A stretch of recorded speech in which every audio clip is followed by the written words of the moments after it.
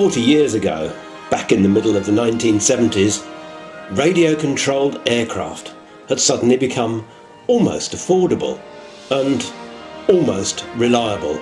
At last, we could achieve the dream of flying our own real aircraft.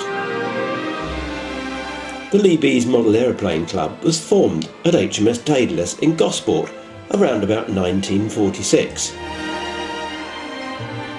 Building model aircraft was seen as educational, and we were encouraged to read the Aero Modeller, although in fact we were more likely to be scanning the pages of the Keelcraft catalogue to see those exciting control line aircraft which could actually be controlled through wires as they flew round us in a circle. Surprisingly, in the 1970s, there were still enthusiasts for this kind of cheap, exciting aircraft, and the LeeBees were enthusiastic model aircraft racers. Here Rick Gentle shows off our racers, while Andy Poulter and Malcolm Lee show off theirs. Dick Craik starts up his Mouse Racer. These were not just races round in a circle. These included real tactics and real pit stops. But not all of the LeeBees were so enthusiastic about these rather noisy, smelly aircraft. Here Tony Lescutin unravels yards of powerful rubber materials that were used to power free flight models.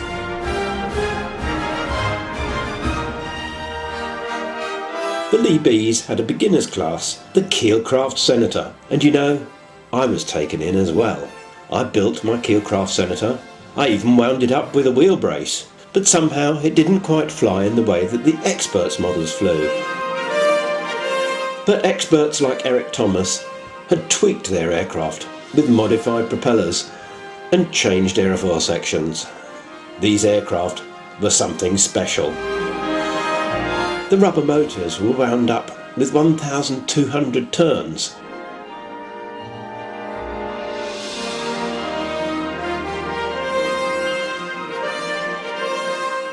Timing these models in flight was done very carefully, but the better they flew, the further you had to run to get them back. The LeeBees had their own magazine, featuring gossip and articles about the models flown by members.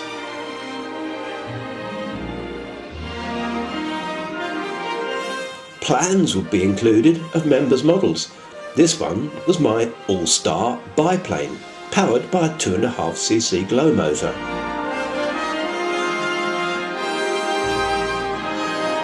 Of course, we weren't averse to the odd bit of special effects to make it seem as though it was flying rather more realistically than it actually did.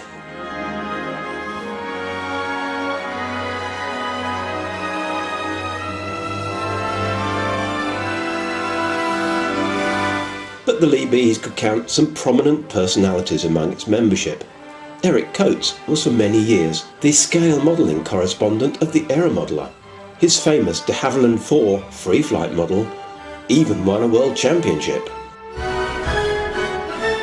But in the 1970s, he's mostly remembered for his Martinside Elephant. He was often heard grumbling that he'd had to buy a new car in order to get his elephant in the back.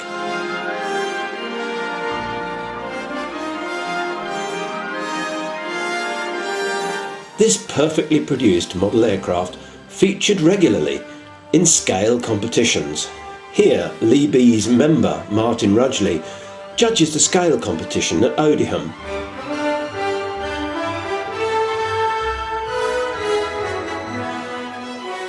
But despite the accuracy of the model, Eric's flying somehow didn't come up to the same standard.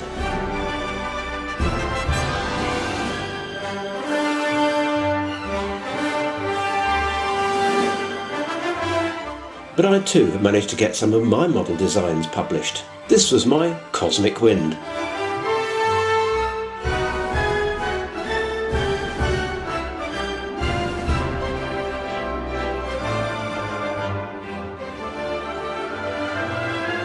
And my love of racing aircraft came through in my GB Model D. But perhaps my favourite was the ugly fly spray crop duster.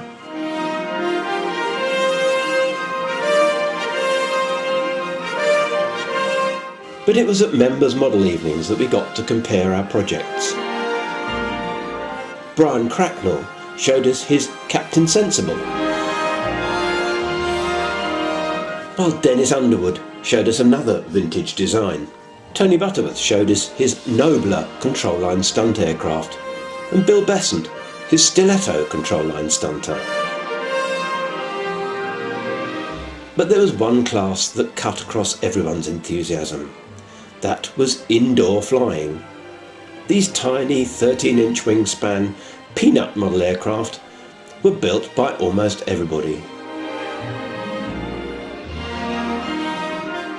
This is Brian Moore's Piper Cub and Eric Thomas's Nesmith Racer.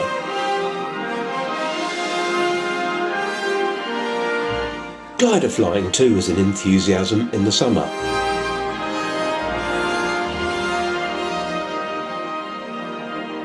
And here we see Terry Mason launching for brother Derek.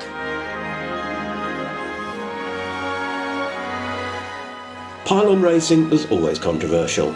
The larger classes featured very loud, unsilenced engines.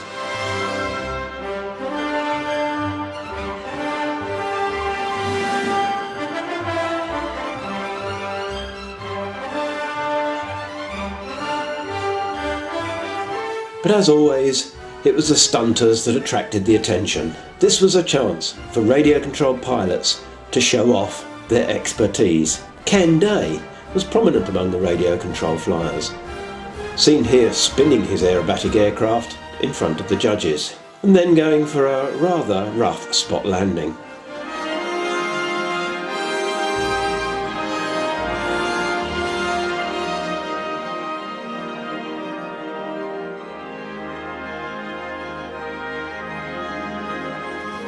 Martin Rudgley enters the same competition.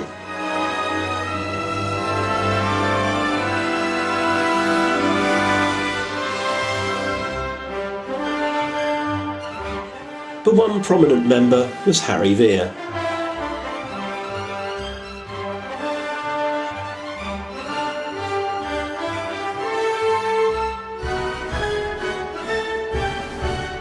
It was said that he could not fly without smoking 20 cigarettes first.